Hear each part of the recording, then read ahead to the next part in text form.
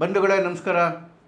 ದಯಮಾಡಿ H N Chandrashekhar YouTube ಚಾನಲ್ನ subscribe ಮಾಡಿಸಿ ಬೆಲ್ ಬಟನನ್ನು ಪ್ರೆಸ್ ಮಾಡಿ. ಕಡೆಗೂ ಡಿ ಕೆ ಶಿವಕುಮಾರ್ ಮುಖ್ಯಮಂತ್ರಿ ಆಗ್ಬಿಟ್ರು. ಆ ಮನುಷ್ಯನ ಎಷ್ಟು ವರ್ಷದ ಕನಸಪ್ಪ, ನಿದ್ದೆನೇ ಮಾಡಿಲ್ಲ ಅನಿಸುತ್ತೆ.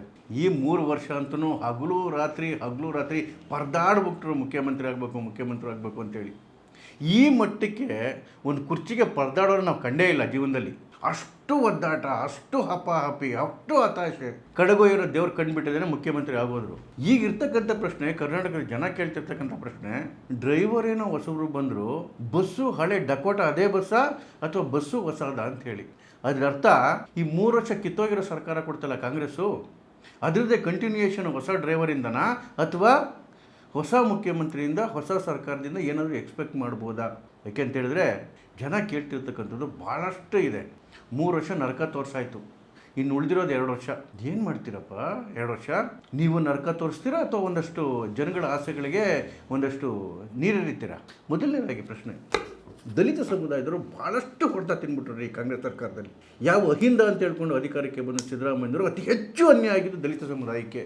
ಅದೇ ದಲಿತ ಸಮುದಾಯ ಇವತ್ತು ಪ್ರಶ್ನೆ ಕೇಳ್ತಾ ಇದೆ ಡಿ ಕೆ ಶಿವಕುಮಾರ್ ಅವ್ರನ್ನ.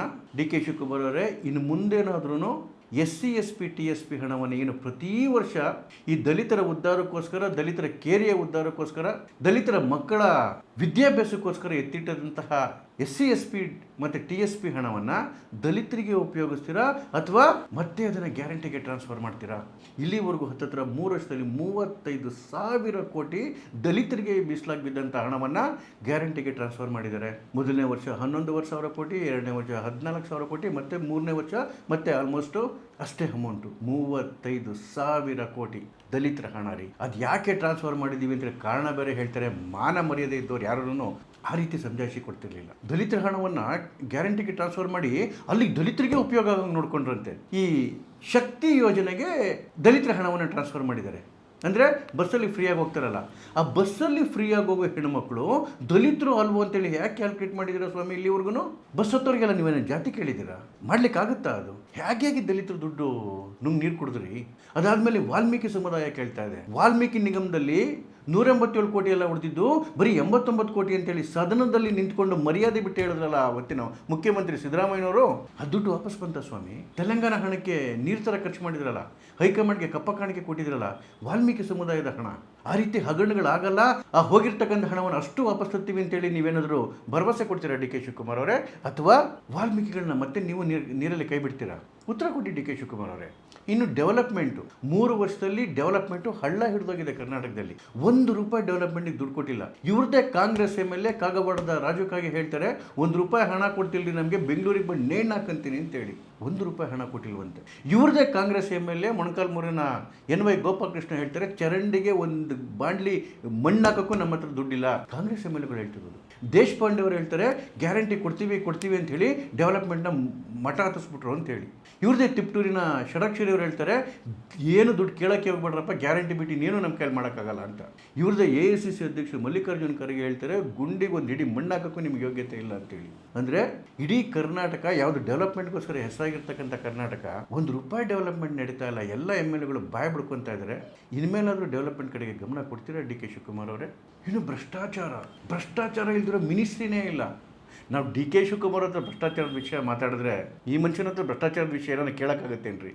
ನಮ್ಮ ಮನೆ ಬರ ಆದರೂ ಕೇಳಿಬಿಡೋಣ. ಇವತ್ತು ಭ್ರಷ್ಟಾಚಾರದಲ್ಲಿ ಬಹುಶಃ ಜಗತ್ತಲ್ಲೇ ನಂಬರ್ 1 ಹೋಗಿತ್ತು ಈ ಸರ್ಕಾರ. ಹೇಳಿದ್ದು ನಾವಲ್ಲ, ಇದೇ ಸಿದ್ದರಾಮಯ್ಯನವರ ಆರ್ಥಿಕ ಸಲಹೆಗಾರರಾದಂಥ ಬಸವರಾಜ ರಾಯರೆಡ್ಡಿ ಅವರು ಹೇಳಿದ್ರು, ಕರ್ನಾಟಕ ಇವಾಗ ಭ್ರಷ್ಟಾಚಾರದಲ್ಲಿ ದೇಶಕ್ಕೆ ನಂಬರ್ 1 ಆಗಿದೆ ಅಂತ ಹೇಳಿ. ಇನ್ನು ಸರ್ಕಾರ ಬಂದು 1 ತಿಂಗಳೊಳಗಡೆ ಇವ್ರದ್ದೇ BR ಪಾಟೀಲ್ ಅವರು ಪತ್ರ ಬರೆದ್ರು, ಅದಕ್ಕೊಂದು ಸುಮಾರು ಜನ MLAಗಳು ಸೈನ್ ಹಾಕಿದ್ರು. ಆಗ್ಲೇ ವರ್ಗಾವಣೆ ದಂಧೆ ನಡೀತಾ ಇದೆ ಅಂತೇಳಿ. ಎಲ್ಲ ಮಿನಿಸ್ಟ್ರಿಗಳು ಭ್ರಷ್ಟಾಚಾರ ನಡೀತಾ ಇತ್ತು. ಇವ್ರದ್ದೇ ನಾಗೇಂದ್ರ ರಾಜೀನಾಮೆ ಕೊಟ್ಟರು ಭ್ರಷ್ಟಾಚಾರದ ಕೇಸಲ್ಲಿ ಸಿಗಾಕೊಂಡು. ಇವ್ರದ್ದೇ RB ತಿಮ್ಮಾಪುರ ಅಬ್ಕಾರಿ ಕೇಸಲ್ಲಿ ಆಫೀಸರ್ಗಳು ಹೇಳಿದ್ರು ಭ್ರಷ್ಟಾಚಾರ ಹೇಗೆ ನಡೀತಾ ಇತ್ತು ಅಂತೇಳಿ. ₹1,000 ಭ್ರಷ್ಟಾಚಾರ ತಡೆಯೋ ಮಾತಾಡ್ತೀರಾ ಡಿ ಕೆ ಶಿವಕುಮಾರ್ ಅವರೇ? ಮೊದಲು ನೀವು ಭ್ರಷ್ಟಾಚಾರ ಮಾಡೋದು ಬಿಡ್ತೀರಾ? ಅದನ್ನೇ ಊಹೆ ಮಾಡ್ಕೊಳಕ್ಕಾಗಲ್ಲ. ಈ ಮನುಷ್ಯ ನಗರಾಭಿವೃದ್ಧಿ ಸಚಿವ, ಬೆಂಗಳೂರು ತುಂಬ ಗುಂಡಿ ತುಂಬಿಕೊಂಡಿತ್ತು. ಜಲಸಂಪನ್ಮೂಲ ಸಚಿವ, ಇವರು ಕಾರ್ಯದರ್ಶಿಗಳ ಸಭೆ ಮಾಡಿದ್ದೆ ನಾವು ನೋಡಿರಲಿಲ್ಲ. ಇಡೀ 3 ವರ್ಷ ಬರೀ ಡೆಲ್ಲಿಗೆ ಸುತ್ತಿ ಸೀಟು ಮುಖ್ಯಮಂತ್ರಿ ಅಂತ ಬಾಯ್ ಬಡ್ಕೊಳ್ಳೋರು ಬಿಟ್ಟರೆ ಡಿ ಕೆ ಶಿವಕುಮಾರ್ ಒಂದೇ ಒಂದು ದಿನ ಅವ್ರ ಮಿನಿಸ್ಟ್ರಿ ನೋಡ್ಕೊಳ್ಳಿಲ್ಲ. ಇನ್ನು ರಾಜ್ಯ ನೀನು ಹೆಂಗಾನ್ ಸಬಾಳಿಸ್ತಾರೋ ಗೊತ್ತಿಲ್ಲ. ಇಲ್ಲಿವರೆಗೂ ಸೀಟು ಆಯಿತು, ಇನ್ನು ಮುಂದೆ ಲೂಟಿ ಆಗ್ಬೋದು ಇರ್ಬೋದೇನೋ. ಕಾಂಗ್ರೆಸ್ ಹೈಕಮಾಂಡ್ಗೆ ಒಂದು ಮಾತು ಹೇಳ್ತೀವಿ, 3 ವರ್ಷ ಸಿದ್ದರಾಮಯ್ಯವ್ರಿಗೆ ದಿನಾ ಹಿಂಸೆ ಕೊಟ್ಬಿಟ್ರಲ್ಲ ನಿಮ್ಮ ಎಮ್ ಎಲ್ ಎಗಳು, ನಿಮ್ಮ ಯೋಗ್ಯತೆಗೆ ಅವ್ರನ್ನ ತಡಿಬೇಕು ಅನ್ನಿಸ್ಲಿಲ್ಲ ತಾನೇ?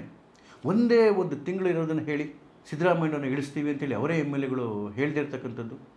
First time M L A Iqbal Hussain, first time M L A Nayana Motamma, first time M L A Basavaraj Shivaganga ಅಂಥವ್ರೇನೇ ಸಿದ್ದರಾಮಯ್ಯರೇ ಕೆಳಗಿಳಿರಿ, ನಾವು ಡಿ ಕೆ ಶಿವಕುಮಾರ್ನ ಮುಖ್ಯಮಂತ್ರಿ ಮಾಡ್ತೀವಿ ಅಂತ ಮೊದಲನೇ ದಿನದಿಂದ ಹೇಳ್ಕೊಂಡು ಹೋದರೆ ಅವ್ರನ್ನ ಕಂಟ್ರೋಲ್ ಮಾಡೋ ಯೋಗ್ಯತೆ ಶಕ್ತಿ ಹೈಕಮಾಂಡ್ಗಿಲ್ಲ ಅಂತ ಹೇಳಿದ್ರೆ, ಡಿ ಕೆ ಶಿವಕುಮಾರ್ಗೂ ಚಿತ್ರಹಿಂಸೆಗಳು ಶುರುವಾದ ಅದನ್ನು ತಡೆಯೋ ಶಕ್ತಿಗೆ ಹೈಕಮಾಂಡ್ಗಿದೆಯಾ?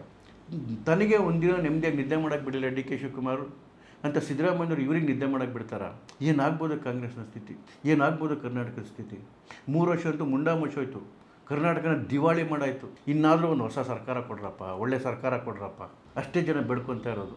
ಇಲ್ಲ ಅಂತ ಹೇಳಿದ್ರೆ ಅಲ್ಲಿ ಅಭಿಷೇಕ್ ಬ್ಯಾನರ್ಜಿಗೆ ಮಮತಾ ಬ್ಯಾನರ್ಜಿಗೆ ಆಗಿರೋ ಗತಿ ಕರ್ನಾಟಕದಲ್ಲಿ ಈ ಕಾಂಗ್ರೆಸ್ ಅವ್ರಿಗಾಗುತ್ತೆ. ಎಚ್ಚರಿಕೆ. ನಮಸ್ಕಾರ.